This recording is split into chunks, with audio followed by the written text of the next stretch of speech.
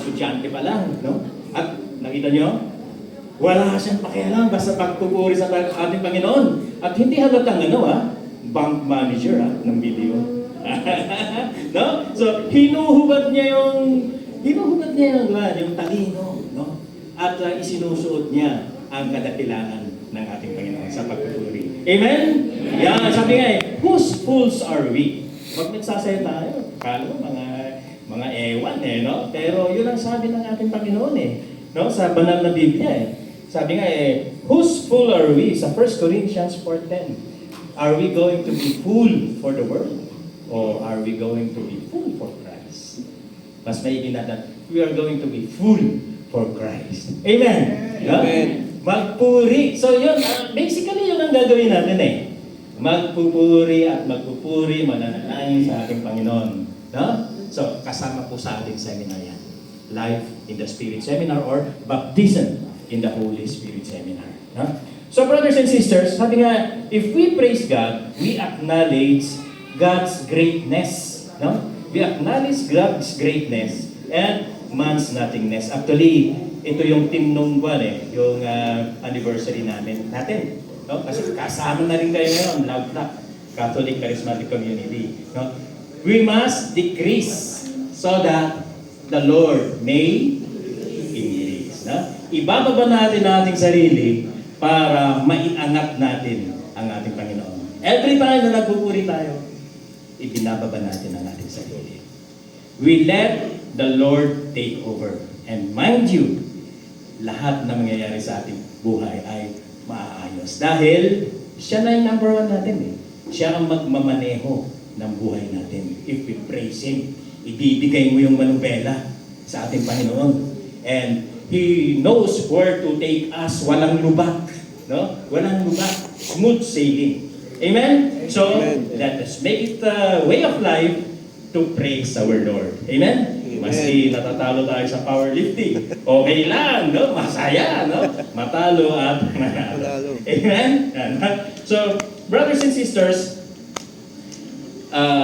alam nyo, itong ginagawa natin na singing and dancing, nag-umpisa ito during the Vatican II.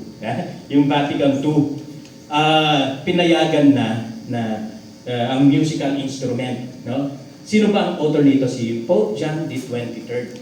Pero bago to na isa katuparan, katakot-takot na persecution, no? Ang dinanas niya sa mga kapwa kardinal pa niya, no? Ayaw nila kasi nung araw, ang pagdadasal nun, pagsisimba, ang pare, nakatalikod, tapos Latin. So binago na to ng Vatican II. No? So, noong 1962, yung Vatican II, author niya is si Pope John the 23rd. So, pinayagan na ang musical instrument, ang pagkanta, ayan, no? Actually, ang Vatican II gave birth to charismatic. Ayan, no? So, Catholic charismatic. So, brothers and sisters, saan ba galing bago po tayo pumunta sa history, meron pa pong mga pamamaraan ng pagpuri. Yung madalas nating marinig na, sa simbahan naririnig na po natin to Pero, alam ba natin kung ano ibig sabihin? Yung hallelujah. Diba? Hallelujah, hallelujah. Diba? Naririnig natin to, sinasabi din natin. Pero, this time, matutunghayan natin o matututunan natin na sampitin ito na nanggagaling sa ating puso. Bakit? Ang hallelujah, brothers and sisters, it is a Hebrew word. Hallelujah. Hallel, na ang ibig sabihin ay praise. No? To praise. Yung luya, is a shortened word for Yahweh, which means God. So pag pinagdugtong mo, Praise God. Hallelujah, ibig sabihin, praise God. Kaya si Bamboo, sabi ni Bamboo, Hallelujah, pero praise nga ang Panginoon. Hallelujah, praise God. Amen? Practice nga tayo, practicum.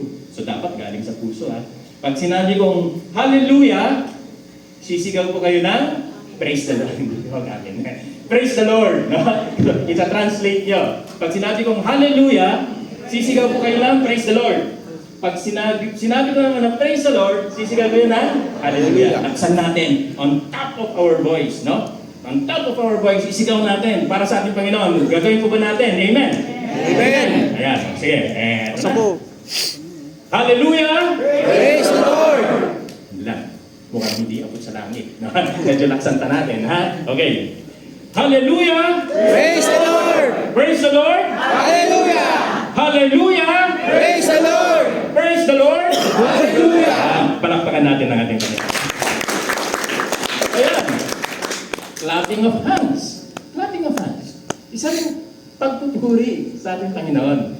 At bukod doon, nakakagaling. Alam niyo, maraming points sa alam niyo yung reflexology. Pag pumapalakpak tayo, nare-rejuvenate